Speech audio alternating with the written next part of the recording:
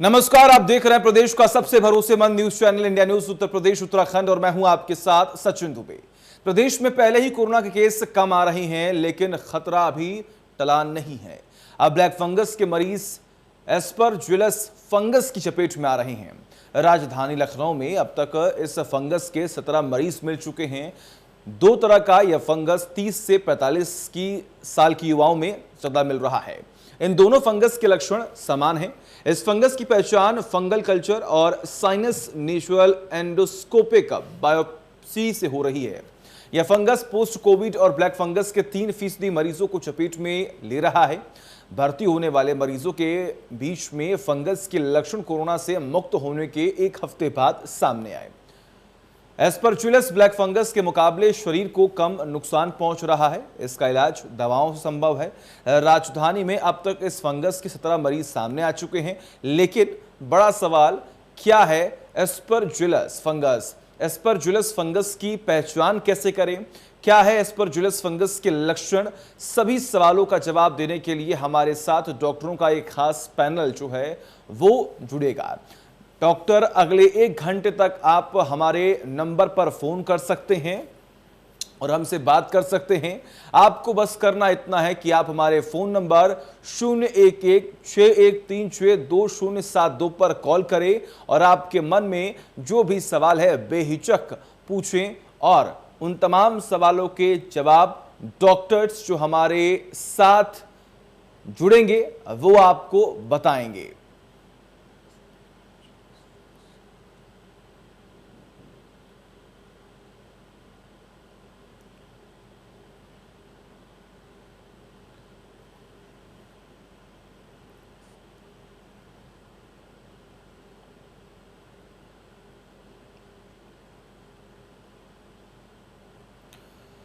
तो आपको बता दें कि एस्परजिलस फंगस की आखिर पहचान क्या है, एस्परजिलस फंगस आखिर है क्या और किस तरीके से इस बीमारी के सिम्टम्स होते हैं, आखिर ये फंगस क्यों हो रहे हैं, आखिर आपकी बॉडी में ऐसी किस चीज़ की कमी है जिसकी वजह से एस्परजिलस फंगस अब तक पहुंच रहा है। इन तमाम सवालों के जवाब देंगे और इसी के साथ ही साथ अगर कोरोना को लेकर, वैक्सीन को लेकर, सिम्टम्स को लेकर, प्रिकॉशंस को लेकर, तमाम दवाइयों को लेकर आपके मन में कोई वहम है तो आप सीधे कॉल कर सकते हैं। लगातार आपकी टीवी स्क्रीन पर इंडिया न्यूज उत्तर प्रदेश उत्तराखंड ये नंबर फ्लैश कर रहा है। 011-6136-2072 पर आप कॉल कर सकते हैं और आपके मन में जो सवाल है वो सवाल आप डायरेक्ट डॉक्टरों से पूछ सकते हैं, क्योंकि हमारे साथ इस वक्त एक डॉक्टरों का विशेष पैनल जो है वो जुड़ेगा। देश के बड़े डॉक्टरों में शुमार है तमाम डॉक्टर्स जो आज आपको ये बताएंगे कि आखिर ये वायरस इतना खतरनाक क्यों है, इस वायरस से आप कैसे बच सकते हैं, वैक्सीन पर आप कितना भरोसा कर सकते हैं, चाहे वो कोवैक्सीन हो या फिर कोविशील्ड हो या फिर स्पुतनिक क्यों ना हो। इसी के साथ ही साथ बच्चों को आप किस तरीके से बचा सकते हैं, क्योंकि बच्चों पर भी वैक्सीन को लेकर ट्रायल शुरू हो चुकी है और आने वाले कुछ ही महीनों के अंदर बच्चों को भी वैक्सीन लगनी शुरू हो जाएगी। तो पुख्ता तमाम चीजों पर आकर किस तरीके से आप विश्वास कर सकें, इन तमाम चीजों का विश्लेषण जो है वह हमारे साथ जो डॉक्टर्स बैठेंगे, जो आगे 1 घंटे तक हमारे साथ मौजूद रहेंगे, वो आपको बताएंगे और आपके मन में जो लगातार सवाल उत्पन्न हो रहे हैं, जो सवाल खड़े हो रहे हैं, जो भ्रम लगातार सोशल मीडिया पर फैलाए जा रहे हैं, उन तमाम भ्रमों पर आप विश्वास ना करें।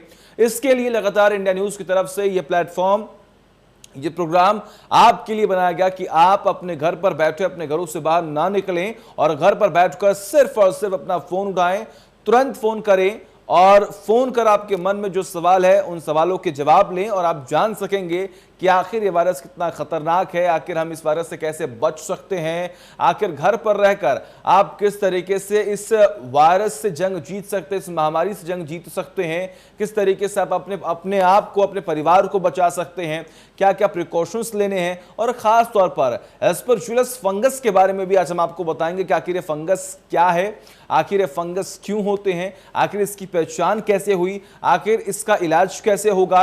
ये तमाम सवालों के जवाब हम आपको बताएंगे अगले 1 घंटे, क्योंकि हमारे साथ देश के बड़े डॉक्टरों का एक विशेष पैनल जुड़ेगा जो आपके इन तमाम सवालों के जवाब देंगे।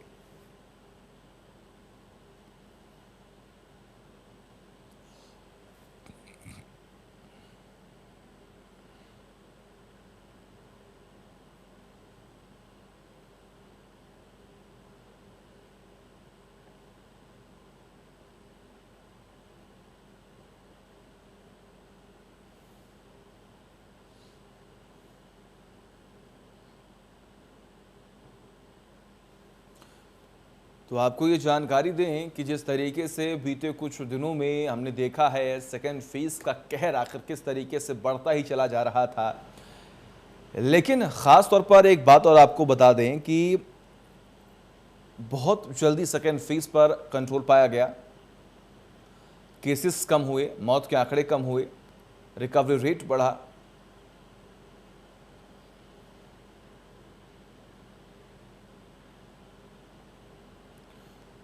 तो इसी बीच हमारे साथ हमारे गेस्ट डॉक्टर राधा कृष्णन जो कि डायरेक्टर हैं पीजीआई से, वो जुड़े हुए हैं।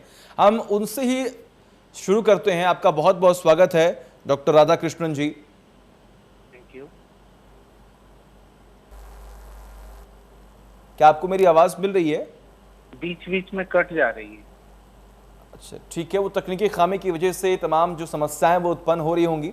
फिलहाल हम अपने शो को आगे बढ़ाते हैं और सबसे पहले राधा कृष्णन जी, सबसे पहले मेरा सवाल आपसे यही है कि आखिर ये जो बीमारी सामने आई है जिसका नाम कहा जा रहा है कि एस्परजिलस फंगस, आखिर ये फंगस है क्या? फंगस जो है एक तरह का इन्फेक्शन होता है और ये उन लोगों में ज्यादा होता है जिन लोगों की इम्यूनिटी बहुत ही कम होती है। जैसा आपने देखा होगा, भी सुना होगा कि म्यूकोरमाइकोसिस यानी कि ब्लैक फंगस एकदम से आई और ये उन लोगों में हुई जिन लोगों को कोरोना हुआ था और उनमें स्टेरॉइड यूज किए गए। ये उन लोगों में ज्यादा हुई जिनका इम्यून स्टेटस पहले से ही कम था और ये वो कैटेगरी आती है जैसे कि डायबिटीज वाले पेशेंट्स के, और जिन लोगों का ब्लड शुगर कंट्रोल नहीं था और साथ में उनको स्टेरॉइड दिया तो इम्यूनिटी और लो हो गई और उसकी वजह से उन लोगों को म्यूकर हुई। तो कई तरह की फंगस हो सकती है। 3 मोस्ट कॉमन होते हैं, एक तो कैंडिडा है, दूसरा एस्परजिलस है और तीसरा म्यूकर है। तो म्यूकर को म्यूकोरमाइकोसिस बोलते हैं और एस्परजिलस का जो फंगस होता है उसको एस्परजिलोसिस कहते हैं।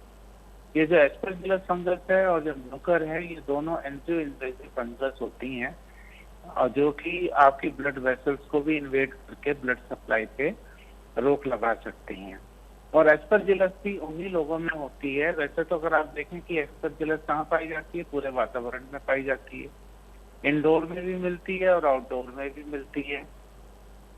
और जहाँ पे चीजें सड़ रही होती हैं और जहाँ पे नमी ज्यादा होती है वहाँ पे ये फंगस भी ग्रो करती है। और जब फंगस का जो अब फैलती कैसे है कि जैसे आप पौधों में बीजों की तरह फैलती है, यहाँ पे इनके स्पोर्स होते हैं, यानी कि वातावरण में चाहे वो आउटडोर हो चाहे इंडोर हो, स्पोर्स होते हैं और हम लोग स्पोर्स को इनहेल कर रहे होते हैं, यानी कि अपने सांस के साथ साथ अंदर लेके जा रहे होते हैं। लेकिन हमारी इम्यूनिटी अच्छी है, हमारी फाइटिंग पावर बहुत अच्छी है, तो ये स्पोर्स को हम ग्रो नहीं करने देते हैं, खत्म हो जाते हैं ये स्पोर अपने आप को।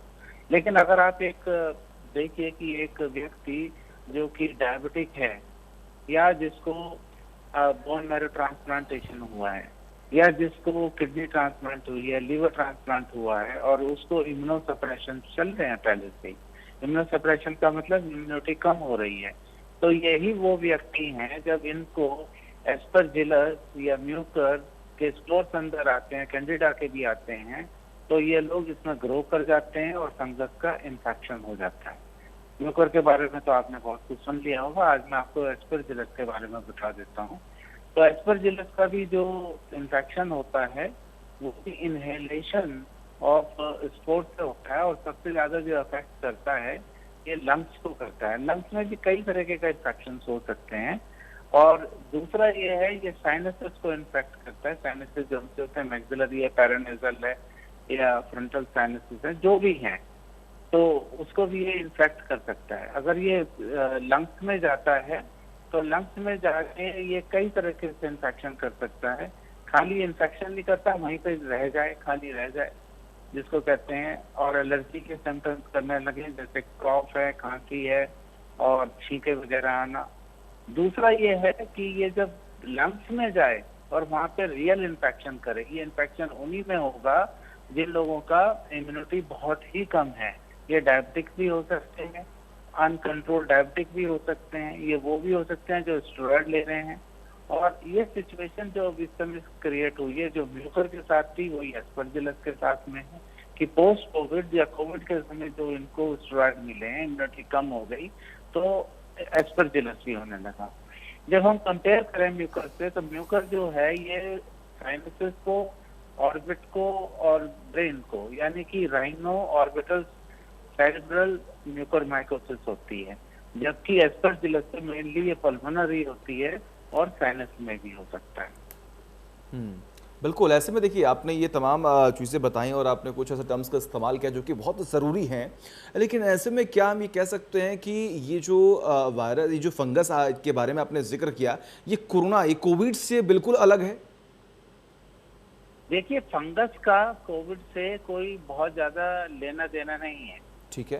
कोविड के रहते हुए जो इम्यून सप्रेशन होता है, खासकर उन पेशेंट में जो पहले से ही जैसे डायबिटिक हैं, या जिनको पहले ट्रांसप्लांट हुआ है, या जिनको पहले से ही कैंसर है, और कोविड के लिए जब आपने स्टेरॉइड दिया तो इम्यून स्टेटस कम हो जाता है, तो इसमें कोई भी फंगस हो सकती है।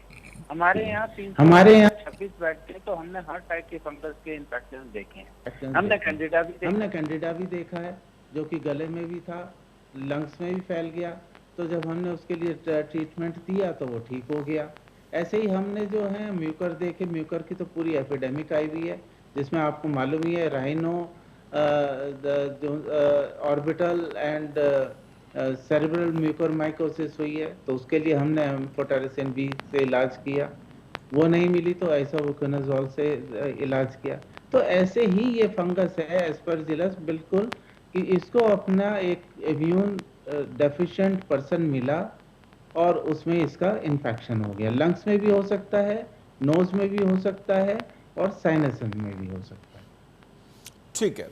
अगर हम बात करें अब ख़ास तौर पर कोविड-19 की, तो देखिए लगातार हमने फर्स्ट वेव देखा, सेकेंड वेव भी हम उससे गुजर रहे हैं, लेकिन वैक्सीन को लेकर तमाम भ्रम जो है, तमाम र्यूमर्स जो हैं, वो ख़ास तौर पर सोशल मीडिया पर फैलाए जा रहे हैं। लेकिन सबसे पहले अगर मैं सवाल करूं मैं आपसे, तो यहाँ पर ये है कि लोगों के अंदर भ्रम ये है कि जो वैक्सीन है, ये लगवाने के बाद कितने दिन के अंदर ये वैक्सीन जो है वो आपकी बॉडी में एंटीबॉडी जो है वो जनरेट करना शुरू कर देती है? बहुत ही बढ़िया क्वेश्चन आपने पूछा है। वैक्सीन के बारे में मैं आपको कई नई चीज़ें बताऊंगा जो कि अभी आई हैं। जी बिल्कुल। वैक्सीन से ज़बरदस्त आपकी इम्यूनिटी बढ़ती है और उससे आपका कोरोना के लिए प्रोटेक्शन होता है। अभी ही एक पेपर आया है जिसमें कहा है कि ये जो प्रोटेक्शन है ये शॉर्ट टर्म नहीं है, ये लॉन्ग टर्म प्रोटेक्शन भी होता है। और जब आपने कहा कि ये कितने दिनों बाद एंटीबॉडी बनने लगती हैं, देखिए जैसे ही आपने इंजेक्शन लगाया एंटीबॉडी तो उसी के बाद बननी शुरू हो जाती है, लेकिन ये है कि एक स्तर जो है एंटीबॉडीज का, जो प्रोटेक्टिव स्तर है जिसको कहते हैं, तो वो कब होता है? वो यूजुअली जो है 2 to 4 वीक्स के बाद में आपको प्रोटेक्शन मिलने शुरू हो जाता है। जो एंटीबॉडीज बनती हैं वो क्या होता है, वो वायरस के उसके बाद जब वायरस और वायरस साथ साथ आते हैं, तो यही वो एंटीबॉडीज हैं जो कि एंटीजन को यानी कि वायरस को डिस्ट्रॉय करती हैं या उसका इफेक्ट को कम कर देती हैं। तो आपके क्वेश्चन का आंसर ये है कि एंटीबॉडी तो एकदम बनने लगती हैं और प्रोटेक्टिव इफेक्ट आपको 2 to 4 वीक्स के बाद मिल जाता है। और ये जो एंटीबॉडीज बनती हैं एक इंजेक्शन के बाद में 100% लोगों में नहीं बनती हैं, कुछ कम में बनती हैं, मान लो 60 या 70% में बनती हैं। जब आप सेकंड डोज लगाते हैं तो उसका रिस्पांस जो है पहले रिस्पांस से कई गुना ज्यादा होता है और बहुत ज्यादा कई गुना एंटीबॉडीज बनती हैं। इसी वजह से हम 2 डोज देते हैं इसमें। सेकंड डोज हम यूँ देते हैं कि जिससे कि प्रोटेक्शन जो है काफी लेवल पर बन जाए और एंटीबॉडी की मात्रा बहुत ज्यादा हो जाए। उसके बाद जब आपने डोज लगा दी, एंटीबॉडी का एक उच्चतम स्तर पहुंच गया, तो उसके बाद में वो जो है एंटीबॉडी जो है धीरे धीरे कम होने लगती है और ये भ्रम फैलता है कि ये 3 महीने के बाद एंटीबॉडीज कम हो जाएंगी, या 6 महीने के बाद हो जाएंगी, 9 महीने के बाद हो जाएंगी, उसके बाद हमारा जो है प्रोटेक्शन खत्म हो जाएगा। ऐसी बात नहीं है। अगर एंटीबॉडीज कम भी हो जाती हैं तो जैसे ही आप सेकंड इंजेक्शन के बाद में वैक्सीन के एकदम से एंटीबॉडी बनी बहुत ज्यादा, तो अगर एंटीबॉडीज कम भी हो जाती हैं तो इसकी वायरस की और या एंटीजन की मेमोरी हमारे शरीर में रहती है, टी सेल्स में रहती है ये। और जैसे ही वायरस आता है तो ये रिकॉग्नाइज करती हैं, तो जो हमारे शरीर की बी सेल्स होती हैं वो एंटीबॉडी एकदम से फिर बनाने लगती हैं। This is called as a long term response. तो ये लॉन्ग टर्म रिस्पॉन्स जो है हमारे शरीर में रहता है। मैं तो ये कहूँगा कि जितनी भी भ्रांतियाँ हैं वैक्सीन ना लेने की, या जो भी लोग कहते हैं उसके बारे में आपको बिल्कुल भी विचार नहीं करना चाहिए। और मैं यहाँ तक कहूँगा बिना सोचे समझे आपको जैसे ही वैक्सीन मिलती है, जैसे ही नंबर आता है, आपको 2 डोजेज जो हैं एक प्रॉपर इंटरवल के बाद में लगवाने चाहिए। और ये प्रोटेक्शन जो है, मैं एक बार और कहूँगा, आपको ही नहीं मिलता है, ये पूरी सोसाइटी को मिलता है। क्योंकि 1% के बाद में जो पॉपुलेशन एंटी वैक्सीन लगवा लेते हैं तो एक हर्ड इम्यूनिटी मिलती है। हर्ड इम्यूनिटी समझते हैं जिससे कि प्रोटेक्शन पूरी सोसाइटी को मिलता है। हर्ड इम्यूनिटी का मतलब होता है कि एक संख्या, निर्धारित संख्या 50, 60, 70, 80% जब मान लो तो वैक्सीन मिल गया, प्रोटेक्शन हो गया, इम्यूनिटी बन गई है, तो वायरस एक से जब दूसरे व्यक्ति के बीच जाता है तो उसको दूसरा व्यक्ति क्या मिलता है? इम्यूनाइज मिलता है। इसी को कहते हैं कि जो हमारी जो ट्रांसमिशन की चेन है, ट्रांसमिशन की जो चेन है कोरोना की, वो टूट जाती है। और ये टूटती है हमारी हर्ड इम्यूनिटी से। तो मैं तो कहूँगा कि जब आप एक वैक्सीन लेते हैं आप 2 फायदे करते हैं। एक तो अपने आप को प्रोटेक्ट करते हैं और एक दूसरा सोसाइटी को प्रोटेक्ट करते हैं। इसलिए आपको वैक्सीन जरूर लेनी चाहिए। देखिए बिल्कुल। और देखिए ये तमाम जो भ्रम है ना, वो लोगों के अंदर बैठे हुए हैं कि आखिर ये वैक्सीन कितनी कारगर है, कौन सी वैक्सीन लेनी चाहिए और टाइम पीरियड क्या है। लेकिन आप सभी लोगों ने सुना, जो हमारे साथ डॉक्टर राधाकृष्णन जुड़े हुए हैं, उन्होंने जिक्र किया कि देखिए अगर वैक्सीन आप लेते हैं तो सबसे पहले तो आप खुद को बचा रहे हैं, इसके साथ ही आप अपने परिवार को बचाएंगे। और उसके बाद जिस सोसाइटी में आप रहते हैं, या फिर क्योंकि कहीं ना कहीं एक इंसान सामाजिक प्राणी होता है और आप लोगों से मिलते हैं, तो कहीं ना कहीं ये बहुत ज़रूरी है कि आप इस वक्त इस महामारी के दौर में आप खुद वैक्सीन लगवाएं और दूसरे को भी प्रेरित करें कि आप अपने घरों से बाहर निकलें, अपना पंजीकरण करवाएं और जाकर वैक्सीन जो है वो आप जरूर लगवाएं। लेकिन ऐसे में डॉक्टर राधाकृष्णन जी, देखिए एक सवाल ये भी लगातार यहाँ पर पनप रहा है कि फर्स्ट वेव पर हमने कार्य किया, सेकेंड वेव से भी हम गुजर रहे हैं, थर्ड वेव की बात हो रही है। क्या थर्ड वेव सच में आने वाली है? और सिर्फ थर्ड वेव नहीं, क्या फोर्थ वेव भी आ सकती है, 5वीं वेव है वो भी आ सकती है क्या? एक तो पहले मैं बताऊंगा, मेरा असली नाम है डॉक्टर राधाकृष्णन धीमन। यूजुअली मेरे को आर.के. धीमन बोलते हैं। अब आपने कहा कि थर्ड वेव का आना जरूरी है, इनएविटेबल है, या 3 तक ही हम खत्म हो जाएंगे, 4 में भी आएगी, 5 में भी आएगी। ये बहुत चीज डिपेंड करती है 2-3 चीजों पे। एक तो वायरस पर डिपेंड करती है। अगर वायरस बार बार अपना रूप ना बदले और म्यूटेशंस ना हो, म्यूटेंट ना हो, तो यूजुअली 1, 2 या 3 वेव के बाद में ये सब चीज खत्म हो जाती है। लेकिन अगर रूप बदलता रहेगा तो हो सकता है 4th या 5th वेव भी देखने को मिले। लेकिन वायरस के पास में इवोल्यूशन में इतना ऑप्शन नहीं होता है कि आप इंडेफिनेटली वेव लेते ही रहें। इसलिए मैं कहता हूं कि जब वैक्सीनेशन एक रैपिड रेट पे होता है, मतलब जल्दी से वैक्सीनेशन होता है, तो उसमें वायरस को चांस नहीं मिलता है कि वो म्यूटेट कर पाए इतनी जल्दी, क्योंकि उसमें हर्ड इम्यूनिटी जल्दी से डेवलप होती है और वायरस जो है खत्म हो जाता है। वायरस को अपना प्रारूप बदलने के लिए, म्यूटेशन होने के लिए तभी होता है कि जब ये लॉन्ग वैक्सीनेशन स्लो हो, तो उसमें हो सकता है कि एक अनफ टाइम मिल जाता है वायरस को कि वो म्यूटेट हो जाए और एक नई वेव के रूप में धारण कर ले। लेकिन मैं बताऊंगा कि आपने कहा कि थर्ड वेव क्या इनएविटेबल है। जो इम्यूनिटी हमको मिलती है, जो सोसाइटी में इम्यूनिटी मिलती है, वो 2 तरीके से मिलती है। या तो किसी को नेचुरल इन्फेक्शन हो, वो माइल्ड भी हो सकता है, मॉडरेट भी हो सकता है, सीवियर भी हो सकता है। लेकिन माइल्ड इन्फेक्शन जो है मैं कहूँगा 95, 98, 99% तक माइल्ड ही रहता है, क्योंकि उसमें ऑक्सीजन की कमी नहीं होती है। ये 1 to 5% होता है जिसमें ऑक्सीजन की जरूरत पड़ती है और एडमिशन की भी जरूरत पड़ती है। माइल्ड अगर ज्यादा होगा लेकिन उससे आपको इम्यूनिटी दे के चला जाता है, तो ये नेचुरल इन्फेक्शन से इम्यूनिटी मिली। लेकिन आप जैसे ही वैक्सीन लेते हैं तो उससे भी इम्यूनिटी मिली। यानी कि अगर हम दोनों चीजें साथ साथ, मतलब नेचुरल इन्फेक्शन तो जितना कम हो उतना ही अच्छा है, वैक्सीन से जो इम्यूनिटी मिलती है तो उससे आपको हर्ड इम्यूनिटी हुआ सारा कुछ, तो फिर थर्ड वेव का आने के चांसेस कम रहते हैं। लेकिन कुछ पॉपुलेशन ऐसी है जैसे यंगर पर्सन हैं या जिन लोगों को अभी वैक्सीन नहीं मिली है, 18 साल से कम लोगों को, तो ये हमेशा जो है इम्यून सेंसिटिव पेशेंट्स हैं, यानी कि इनमें इम्यूनिटी इतनी नहीं है, तो वायरस जो अगर आएगा तो इन लोगों को ज्यादा अफेक्ट कर सकता है।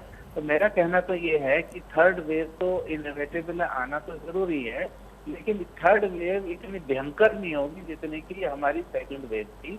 ये कुछ ही पॉपुलेशन को हम अफेक्ट करेगी और उसके बाद में डाई आउट हो जाएगी। और थर्ड वेव के बाद में एक आई विल से कि जो इम्यूनिटी होगी, चाहे वो नेचुरल इन्फेक्शन से, और उस समय तक हमारा वैक्सीनेशन जो है 50-60 करोड़, मतलब हम 70 करोड़ 80 करोड़ से पूरे इंडिया की बात कर रहे हैं, और यूपी में तो और भी तेजी से वैक्सीनेशन हो रहा है, तो हमारे को हर्ड इम्यूनिटी थर्ड वेव के बाद मिलने के पूरे चांसेस हैं। और चौथे वेव के मेरे को नहीं लगता कोई चांस है।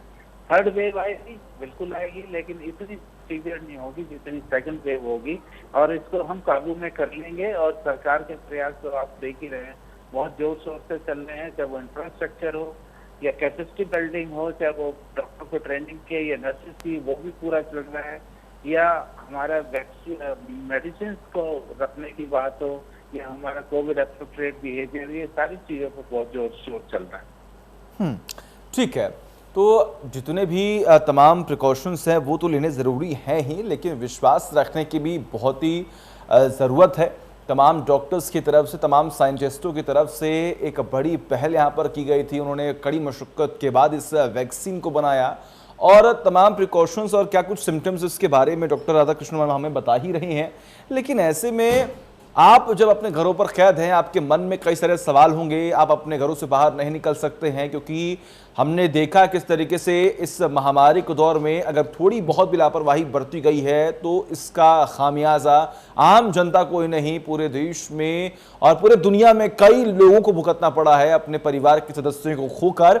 इसीलिए लगातार इंडिया न्यूज़ भी आप सबसे यही अपील कर रहा है कि आप सभी लोग अपने घरों में कैद रहें, और अगर आप अपने घर में हैं, अगर आपके मन में कोई सवाल है तो लगातार जो नंबर आपकी टीवी स्क्रीन पर आप देख पा रहे होंगे उस पर तुरंत फोन करें। आपके मन में कोई सवाल होगा तो हमारे साथ तमाम डॉक्टर्स जुड़ेंगे, वो आपको बताएंगे कि आखिर उन तमाम सवालों के जवाब क्या हैं, आपके लिए उचित क्या है, आपको वैक्सीन कब लगवानी चाहिए, टाइम पीरियड क्या होगा, आखिर आपको अपने डाइट में क्या कुछ रखना है। ये बहुत सारे जरूरी सवाल हैं जो आम जनता के बीच में लगातार पनप रहे हैं, लेकिन इन सवालों के जवाब देने के लिए ही इंडिया न्यूज़ ये प्लेटफॉर्म लेकर आया है, जिस पर आप अपने घर पर बैठे कॉल कर सकते हैं और उन तमाम सवालों के जवाब ले सकते हैं। डॉक्टर राधा जी, मैं आपके पास यहाँ पर आना चाहूँगा। वैक्सीन को लेकर लगातार भ्रम फैलाए जा रहे थे, और आपने जिक्र भी किया कि आखिर एंटीबॉडी जो वो कितने दिनों के अंदर डेवलप होगी। लेकिन देखिए, एक बड़ा सवाल यहां पर ये है, और ये तथ्य सभी पेश करते हैं कि वैक्सीन बनने में अभी जितना कम वक्त लगा है इतना कभी भी नहीं लगा। अगर मेरे नॉलेज के अकॉर्डिंग जो मैंने पढ़ा है उसमें यही बताया गया कि सबसे कम समय में यानी कि 4 साल के अंदर मम की वैक्सीन बनी थी, और उसके बाद कोरोना की वैक्सीन बनी है। और ये भी कहा जा रहा है कि जो प्रोसेस थे वो बिल्कुल सही हैं, बस थोड़े फास्ट प्रोसेस की वजह से बहुत कम समय में ये वैक्सीन बनी है। तो क्या ये तर्क देना कि बहुत कम समय में वैक्सीन बनी है, ये कितना सही होगा और सच में कारगर है? देखिए, आज के समय में ये क्वेश्चन आप मेरे से पूछ रहे हैं, इसकी बहुत ज्यादा कोई रेलेवेंस है नहीं। ये सोचना कि कम समय में बनी है तो ये वैक्सीन ठीक नहीं है, आज के समय में ये जो आप 15 जून को पूछ रहे हैं, बहुत तर्क संगत मेरे को बिल्कुल नहीं लगता है। लेकिन आप जो कह रहे हैं कि वैक्सीन बहुत कम समय में बनी है, इसमें दो राय नहीं है। हो 15 साल बाद कोई नया इन्फेक्शन हो और उसकी वैक्सीन और भी कम समय में बने, क्योंकि हमारा जो एडवांसमेंट होता है, जो साइंटिफिक एडवांसमेंट है, बहुत ज्यादा है आजकल, जिसको कहना चाहिए। पहले जो वैक्सीन बनाने में 10-10, 15-15 साल लगते थे। पहले आप जो है वायरस को देखते थे या किसी भी जिससे इन्फेक्शन हो रहा था होता है उसको आप देखते हैं, उसको आइडेंटिफाई करते हैं, उसको आइसोलेट करते हैं, फिर उसका पूरा जीनोम यानी कि उसका जीनोमिक कॉन्स्टिट्यूशन क्या है वो देखते हैं। फिर वो जीनोम का जब आपको मिल जाता है यानी कि जो उसके अंदर न्यूक्लिक एसिड वगैरह है, जीनोम है, पूरा को पूरा देख लेते हैं, तो उसके एक पोर्शन से फिर आप वैक्सीन बनाते हैं। कई बार आप पूरे वायरस को लेके वैक्सीन बना लेते हैं, या जब एक पोर्शन को लेके वेक्टर में डाल के वेक्टर वैक्सीन बनाते हैं। तो पहले समय में हर स्टेज में बहुत बहुत समय लगता था, कई महीने लगते थे। लेकिन आजकल जो है किसी वायरस को आइडेंटिफाई करना, उसको आइसोलेट करना, उसका जीनोमिक कॉन्फ़िगरेशन कर लेना पूरा का पूरा, इसमें इस बार 2-3 महीने ही लगे हैं। और उसके बाद में जो उन लोगों ने ट्रायल करी है, फेज 1 और फेज 2 की ट्रायल करी है, वो भी कुछ महीनों में कर ली है। यानी कहने का मतलब है वैक्सीन 6 महीने से लेके 8 महीने में हमने लोगों ने तैयार कर ली है। अब जो आपने सुना होगा, बहुत लोग कहते हैं थर्ड फेज नहीं हुआ, थर्ड फेज नहीं हुआ है। फर्स्ट और सेकंड फेज में क्या होता है कि हम लोग देखते हैं कि इसके कोई साइड इफेक्ट तो नहीं है और वैक्सीन इफेक्टिव है, क्योंकि साइड इफेक्ट देखना बहुत जरूरी होता है। अगर आपने देख लिया कोई भी साइड इफेक्ट नहीं है, तब आप ये वैक्सीन जो है ह्यूमंस में यूज कर सकते हैं। आप वो ट्रायल में यूज करें या आप जो है बिना ट्रायल के, एक ट्रायल होती है कि आप लॉन्च करके उसके साइड इफेक्ट्स देखें। तो कोरोना में वैक्सीन में ऐसा ही हुआ। फर्स्ट और सेकंड में जब हमने देखा कि ये 101% सेफ है और इफेक्टिव है, तो उसको लॉन्च कर दिया गया। That was absolutely right step. और उसके बाद के अगर आप देखें, इस समय 18 करोड़ या 19 करोड़ लोगों को इंडिया में वैक्सीन मिल चुकी है और डेथ किसी को भी नहीं हुई है, जिसको कहना चाहिए। मेजर साइड इफेक्ट नहीं हुए हैं। तो दूसरी बात जो है, जो हम कह रहे थे फर्स्ट और सेकंड फेज में सेफ्टी जो थी वो कंफर्म हो गई। अब इसकी इफेक्टिवनेस जो है वो भी हम लोगों ने देख ली है। यहाँ तक कि हमने अपने इंस्टीट्यूट में भी देखी है, ICMR में भी देखी है, गवर्नमेंट लेवल पे भी देखी है कि एंटीबॉडीज बनती हैं और अच्छी खासी एंटीबॉडीज बनती हैं, और जो कि कम होने में 6 महीने या 9 महीने लगते हैं। कहने का मतलब ये है, तो हमारे पास में जितने भी एक पैरामीटर्स होने चाहिए इफेक्टिवनेस के लिए किसी वैक्सीन के, आज के दिन में बियॉन्ड डाउट हो गए हैं, जिसको कहना चाहिए। हमने ये वैक्सीन का इफेक्ट समझे हैं अपने यहाँ लगभग 1000 से ज्यादा 1100 के लोगों में हमने देखा कि जिन लोगों ने वैक्सीन लिया था उसमें डेथ बहुत ही कम हुई है और लोगों को वेंटिलेटर भी बहुत ही कम लगा है। जो मेजॉरिटी ऑफ डेथ जो हुई है हमारे हॉस्पिटल में, जो राजधानी कोविड हॉस्पिटल में है, ये वो लोग थे जिन्होंने एक भी वैक्सीन नहीं ली थी। हमारा डाटा ये भी बताता है जिसने एक वैक्सीन भी ले ली है उससे भी बहुत जबरदस्त प्रोटेक्शन हुआ है। तो और दूसरा ये है कि प्रोटेक्शन जो मैंने आपको बताया है कि इन्फेक्शन तो हो सकता है दोबारा आपको, लेकिन इन्फेक्शन सीवियर नहीं होगा, माइल्ड होगा। डेथ होने के चांसेस बहुत ही कम होंगे और वेंटिलेटर पे और एडमिशन होने के चांसेस भी बहुत कम हो जाते हैं। तो मेरे को लगता है मैंने आपके क्वेश्चन का आंसर दे दिया है कि जो भ्रम है कि वैक्सीन बड़ी जल्दी हुई है, शायद इससे इफेक्टिव ना हो, ये तो क्वेश्चन अब अराइज होता ही नहीं है। हमारे पास सफिशिएंट डाटा है, यानी कि एक्सेस में डाटा है कि वैक्सीन इफेक्टिव भी है और सेफ भी है, और ये मॉर्टेलिटी यानी कि डेथ रेट भी कम करती है, वेंटिलेटर पे जाना भी कम करती है, हॉस्पिटलाइजेशन भी कम करती है। और इस समय तो दो बातें हैं ही नहीं, सोचने की मेरे को नहीं लगता कोई जरूरत है कि इफेक्टिव है या नहीं है। और vaccine is 100% effective, 100% safe, and it must be taken by each and every individual और पर्सन ऑफ अवर सोसाइटी। बिल्कुल, और देखिए बहुत ही ज़रूरी है, और जैसा कि लगातार हम जिक्र कर रहे हैं कि भरोसा, धैर्य, ये तमाम वो फैक्टर्स हैं जिसकी वजह से ही आप इस वायरस से जंग जीत सकते हैं। और ख़ास तौर पर ये लगातार हम अपील आपसे कर रहे हैं कि शारीरिक दूरी जो है वो आप ज़रूर बनाएं, न कि सामाजिक दूरी। आप लोगों से बात करें, क्योंकि इस वक्त इस महामारी के दौर में मेंटली फिट रहना बहुत ही ज़रूरी है। डॉक्टर कृष्णन जी, एक सवाल मेरा यहाँ पर ये भी है कि देखिए एज ए डॉक्टर अगर हम समझें क्योंकि सवाल मेरा आपसे यहाँ पर ये कि देखिए इजराइल और यूएस में अब लोगों ने मास्क छोड़ दिया है, क्योंकि वहाँ की गवर्नमेंट ने यह आदेश दे दिया कि अब आपको मास्क की ज़रूरत नहीं है। आपको क्या लगता है कि अभी कितना वक्त है जब हमारे देश में ये मास्क का जो प्रचलन है वो खत्म हो जाए? देखिए, हमें तो मास्क का प्रचलन खत्म हो जाए ये सोचना भी नहीं चाहिए जी। ये तो हमें अपने जिंदगी का हिस्सा बना लेना चाहिए। जैसे कि हम रोज नहाते हैं, नाश्ता करते हैं, कपड़े पहनते हैं और ड्रेस पहनते हैं, यूनिफॉर्म पहनते हैं, they have become the part of our life. जी। तो आज वो स्थिति है कि हमें जो मास्क पहनना है हमारे लाइफ का पार्ट होना चाहिए। आपने कहा कि हम कोरोना को कैसे खत्म कर सकते हैं, कैसे विजय पा सकते हैं। मैं आपको इसका मूल मंत्र बताता हूँ। मूल मंत्र सिर्फ यही है कि एक तो हमें मास्क पहनना ना छोड़ें। घर पे भी हैं तब भी हम मास्क पहने, क्योंकि घर में भी सुपर स्प्रेडर फिनोमेना होता है। अगर एक को है तो एरोसोल के जरिए बाकी लोगों को भी हो सकता है। एक कमरे में है तो दूसरे कमरे में भी जो है एरोसोल के जरिए इन्फेक्शन जा सकता है। इसलिए मास्क को हम बिल्कुल ना भूलें। जैसे शर्ट पहनते हैं, शर्ट पहनना नहीं भूलते हैं, ऐसे ही हमें मास्क पहनना भी नहीं भूलना चाहिए और प्रॉपर ढंग से पहनना चाहिए। नाक के ऊपर तक है, ऐसा ना हो कि चिन पे जो हमारी ठुड्डी है बस वहीं पे लटका रहे। मास्क जो है बिल्कुल यहाँ तक जाना चाहिए, ऐसे पहनना चाहिए। मैं अकेला हूँ इस वजह से बिना मास्क के बैठा हूँ। अगर मेरे साथ में और भी कोई होता तो मैं मास्क पहन के पहनता। जी। तो ये बहुत जरूरी है। दूसरा, डिस्टेंस। आपने जैसे बोला है कि 2 गज की दूरी बहुत जरूरी है। चिपट के बैठने की जरूरत नहीं है, वो हल्ला मचाने की जरूरत नहीं है। हमें एटिकेट के साथ में 2 गज के फासले पे ही बैठना चाहिए। अगर आपको लगता है कि हमारा रूम जो है 12 फीट का ही है तो उस 12 फीट के रूम में 4-5 लोगों से ज्यादा न फैले, मतलब भीड़ ना बनाए। तो इसको कहते हैं हम extended cap, extended Covid appropriate behaviour. एक तो यह है कोविड एप्रोप्रिएट है, 3 चीजें। मास्क पहने, दूरी बनाए रखें, हाथ करें। एक्सटेंडेड में आ जाता है कि अगर आप कमरे में बैठे हैं तो 4 लोगों से 5 लोगों से ज्यादा जिसमें 2 गज की दूरी बनाई जा सकती है उतने ही लोग बैठे, ज्यादा ना बैठे। ऐसा ना हो कि 12 लोग हो जाए उसमें और दूरी जो है 1 गज से हो जाए। तो इसको हम बोलते हैं एक्सटेंडेड कोविड एप्रोप्रिएट बिहेवियर। तो हम जहाँ पे भी बैठे हैं इस बात का ध्यान रखें कि हम दूरी बिल्कुल बना के बैठें। तो एक तो मूल मंत्र ये है कि कोविड एप्रोप्रिएट बिहेवियर। दूसरा मूल मंत्र है जो हमने इतनी देर तक हमें बात करी है वैक्सीन के ऊपर, कि वैक्सीन हम जरूर लें। सरकार उसका रेट बढ़ा रही है वैक्सीनेशन का, तो उसका आप लोग बिल्कुल फायदा उठाएं।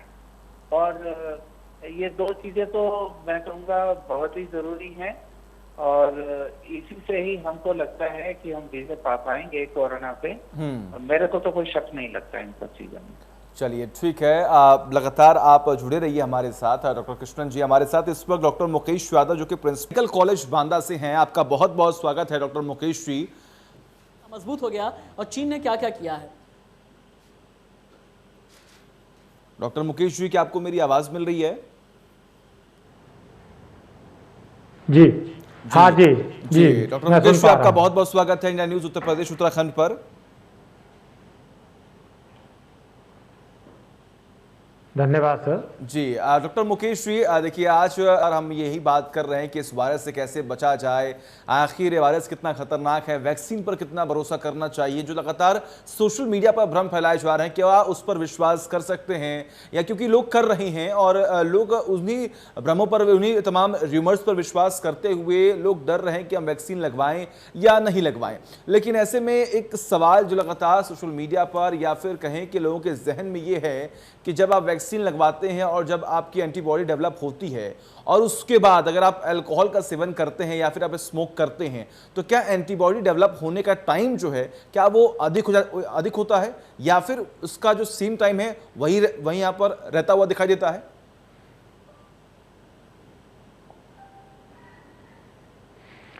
देखिए, वैक्सीन से रिलेटेड जो भी इंफॉर्मेशन है जी, वो जब तक अथेंटिक ना हो, किसी साइंटिफिक फोरम से ना हो, अप्रूव्ड बॉडी से ना हो या डॉक्टर कम्युनिटी से ना हो, तो उस पर हमें भरोसा नहीं करना चाहिए। ठीक है। क्योंकि बहुत सारी भ्रांतियां, क्योंकि आपको पता है इंडिया में हर तरह के लोग हैं, डाइवर्सिटी बहुत है, कल्चरल और एजुकेशनल। हर चीज का मतलब अलग तरीके से लगाया जाता है और हर चीज को राजनीति से जोड़ा जाता है जी।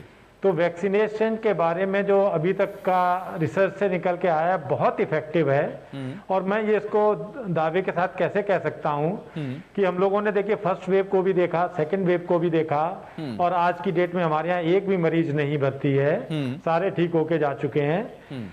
तो उसका कारण, और हमारा पूरा स्टाफ करीब 1-1,500 लोग हैं हमारे यहाँ मेडिकल कॉलेज में, जिसमें doctor, nurses, ward boy, sweeper और कर्मचारी शामिल हैं, जिनका सभी का वैक्सीनेशन 100% हो चुका था। ठीक है। और हम लोग सबसे ज़्यादा एक्सपोज होते हैं पेशेंट से। जब हम ड्यूटी पे जाते हैं, पेशेंट से मिलते हैं, उनके रिलेटिव से मिलते हैं, और लोग भी आते हैं जिनके बारे में हमें नहीं पता होता कि पॉजिटिव है नेगेटिव। इस सब के बाद भी सेकेंड वेव में जिसकी फर्टिलिटी इतनी ज़्यादा थी, इन्फेक्टिविटी ज़्यादा थी, हमारा यहाँ के लोगों को इन्फेक्शन नहीं हुआ, या जिन लोगों को हुआ भी तो बहुत कम उनको उसका नुकसान हुआ। जैसे कुछ लोगों को शायद फीवर आया था, कुछ का गला खराब हुआ था, इससे ज़्यादा किसी को नहीं हुआ। तो ये एक बहुत बड़ा हमारी अपनी कोहार्ट की स्टडी हो गई कि चूंकि हम लोगों ने वैक्सीनेशन लिया था, टाइम से लिया था, दोनों डोज ली थी, तो हम लोगों में इम्यूनिटी डेवलप हुई। जब हम में इम्यूनिटी हुई तो हमें जब पेशेंट से एक्सपोजर हुआ कॉन्टैक्ट ट्रीटमेंट के टाइम पे, तो हमको इन्फेक्शन नहीं हुआ। जब हमको नहीं हुआ तो हमसे जो बाकी लोग मिले उनको नहीं हुआ। और इस तरह से ये प्रूव हुआ कि वैक्सीन इफेक्टिव है। और इससे देखिए हम सब सुरक्षित रहे, हमारा पूरा स्टाफ सुरक्षित रहा, हमारे घर के लोग जो कि वैक्सीनेशन नहीं था जिनका, क्योंकि वो हेल्थ केयर वर्कर नहीं थे, उनको भी नहीं हुआ। तो किसी भी भ्रांति में ना पड़ के हम सबको साइंस को मानना चाहिए और हमेशा वैक्सीनेशन के लिए एफर्ट करनी है, क्योंकि अभी थर्ड वेव को रोकना है हम लोगों को। और थर्ड वेव को रोकने के लिए सबसे उचित तरीका जो है वो वैक्सीनेशन ही है। कहते हैं ना, prevention is better than cure. जी जी। हमें अपनी इकोनॉमी को रिवाइव करना है, हमें लॉकडाउन को खत्म करना है, तो उसके लिए वैक्सीनेशन जरूरी है। और ये मेरी सबसे प्रार्थना है हाथ जोड़ के कि साइंटिफिक कम्युनिटी, हमारे रिसर्चर, हमारे डॉक्टरों पे भरोसा करिए, वो आपको सही जानकारी दे रहे हैं। सरकार पूरी कोशिश कर रही है ज्यादा से ज्यादा लोगों का वैक्सीनेशन हो और थर्ड वेव की समस्या ना आए, और वो बिना वैक्सीनेशन के संभव नहीं है। ठीक। सरकार इसमें टारगेटेड वैक्सीनेशन का भी कोशिश कर रही है। जैसे एक मेरा सजेशन है ये कि हमारे पास ये डाटा होता है कि किन परिवारों में 18 साल से कम के बच्चे हैं। अगर हम उन परिवार के सब सदस्यों का वैक्सीनेशन प्राथमिकता पे करा लें, क्योंकि वैक्सीन लिमिटेड है, धीरे धीरे आ रही हैं, तो हम पहले उनको अगर वैक्सीनेट कर लें, जिन परिवारों में 18 साल से कम के बच्चे हैं, तो अगर उनके चारों तरफ एक रिंग बन जाएगी हर्ड इम्यूनिटी की, जिससे कि उनको इन्फेक्शन नहीं होगा, उनको नहीं होगा तो उनके बच्चे जो घर में उनको नहीं होगा। ठीक है। और हम उन बच्चों को अननेसेसरी घर से बाहर ना निकलने दें। तो सिंपल यही करने से और वैक्सीनेशन से हम तीसरे वेव के संक्रमण को रोक सकते हैं, जो इस देश के लिए, इस मानव जाति के लिए सबसे बड़ी सेवा होगी। बिल्कुल, बड़ी बात कही आपने, बड़ी बात कही यहाँ पर कि जरूरी है कि आप प्रिकॉशंस लें। एक कुछ अल्कोहल से रिलेटेड बात कही थी। जी जी जी, अपनी बात पूरी करें। एक आपने भी आप अल्कोहल से रिलेटेड भी बात कही थी कि वैक्सीन लेने से, वैक्सीनेशन लेने के बाद अगर कोई अल्कोहल लेता है तो इम्यूनिटी क्या देर से डेवलप होती है। देखिए, जब तक रिसर्च ना आ जाए, और रिसर्च ये नहीं होती है कि एक आदमी ने कुछ किया और कुछ से कुछ हो गया जी, इसका एक सैंपल साइज होता है। वो पॉपुलेशन पे डिपेंड करता है कि कितनी पॉपुलेशन के किस परसेंटेज के लोगों को हमने वो चीज की और कितने लोगों में उससे क्या इफेक्ट आया। तो ये सब अभी भ्रांतियां हैं कि अल्कोहल पीने से क्या हो जाएगा, इम्यूनिटी कम होगी, देर से डेवलप होगी, नहीं होगी। फिर भी क्योंकि ये गाइडलाइंस दी जाती हैं कि भाई वैक्सीन करने के लेने के बाद आपको अल्कोहल नहीं लेना चाहिए, आपका स्वास्थ्य भी स्वस्थ ठीक रहेगा, आपका लीवर भी सही रहेगा, और जब इम्यूनिटी डेवलप हो जाए उसके बाद आप अपने उसके हिसाब से, मैच्योरिटी के हिसाब से आप उन चीजों का सेवन कर सकते हैं। तो किसी की भी बात सुनने से पहले डॉक्टर से जरूर पूछ लें, जो भी आपका नजदीकी डॉक्टर है। खासकर हम लोग ने मेडिकल कॉलेज में देखिए पोस्ट कोविड वार्ड शुरू कर रखे हैं। हम लोग ई संजीवनी पोर्टल के थ्रू फ्री ऑनलाइन सर्विसेज दे रहे हैं किसी को भी।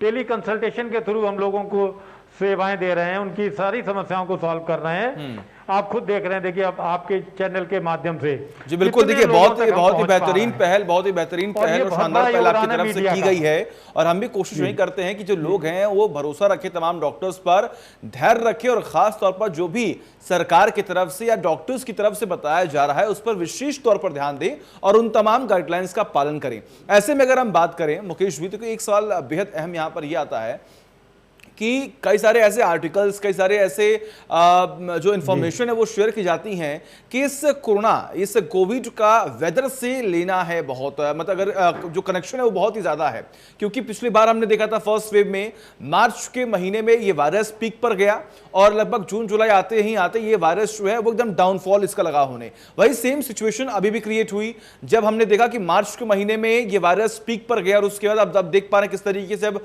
जून जुलाई का महीना आ रहा है तो वापस से डाउनफॉल देखने को मिल रहा है। तो क्या सच में इसका वेदर से बहुत बड़ा कनेक्शन है?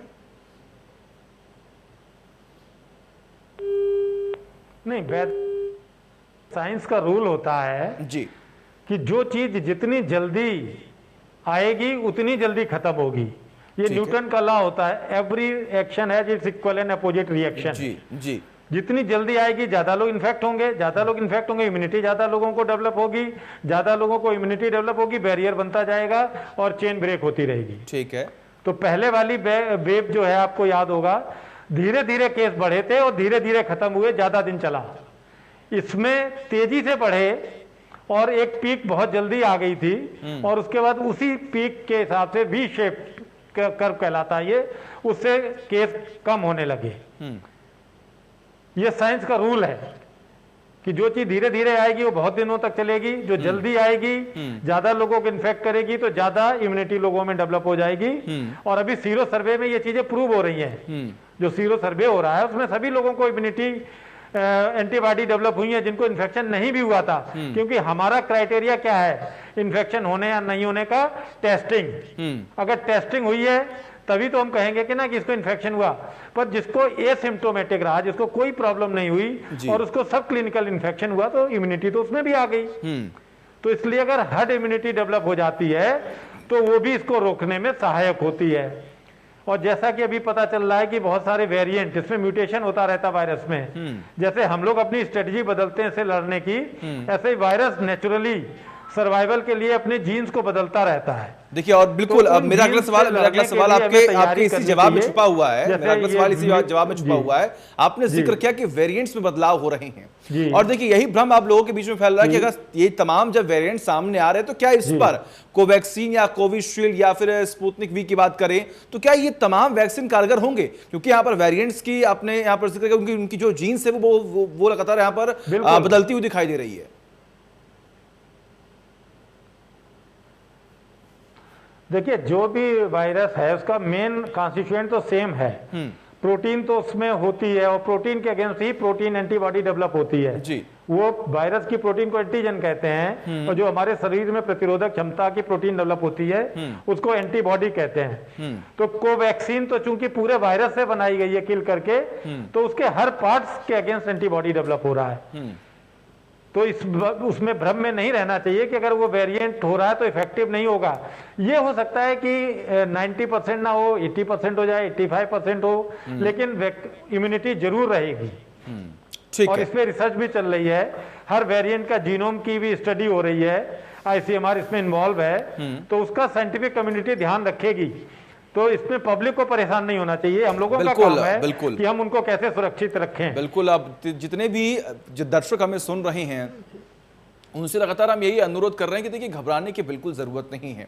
ये महामारी है और हम जल्द से जल्द इस महामारी से जंग जीतेंगे। फर्स्ट वेव को हमने हराया, सेकंड वेव को भी हम हरा रहे हैं और अब केसेस कम हो रहे हैं, मृत्यु के जो आंकड़े बढ़ रहे थे वो भी कम होते हुए दिखाई दे रहे हैं, रिकवरी रेट बढ़ रही, तमाम सुरक्षा के पुख्ता इंतजाम किए जा रहे हैं, हेल्थ सिस्टम को और मजबूत करने की पूरी कोशिश की जा रही है। तो सरकार पर विश्वास रखें, तमाम डॉक्टर्स पर, तमाम वैज्ञानिकों पर विश्वास रखें और खास तौर पर अगर आपके बॉडी के अंदर कोई भी सिम्टम्स या कोई भी लक्षण दिखाई देते हैं तो आप तुरंत जो है आप नंबर पर फोन कर सकते हैं, क्योंकि हम भी आपके लिए प्लेटफॉर्म लेकर आए हैं। इसके अलावा आपके पास अगर कोई डॉक्टर है, आपके कोई फैमिली डॉक्टर है तो आप उनसे बात कर सकते हैं, उनसे आप सलाह ले सकते हैं और उसके बाद ही कोई कदम जो है वो आप उठाइएगा। मुकेश जी, अगला सवाल मेरा यहाँ पर ये कि आपने कुछ देर पहले यहाँ पर बात की साइड इफेक्ट की, लेकिन ऐसे में मैं जानना चाहता हूँ, जितने भी दर्शक हैं वो भी यहाँ पर उत्सुक होंगे जानने के लिए, अगर कोई व्यक्ति को वैक्सीन लगवाता है तो उसके बॉडी में क्या साइड इफेक्ट होंगे, अगर कोई शख्स कोविशील्ड लगवाता है तो उसकी बॉडी में क्या साइड इफेक्ट होंगे, क्या इन दोनों साइड इफेक्ट में कोई बदलाव होते हैं?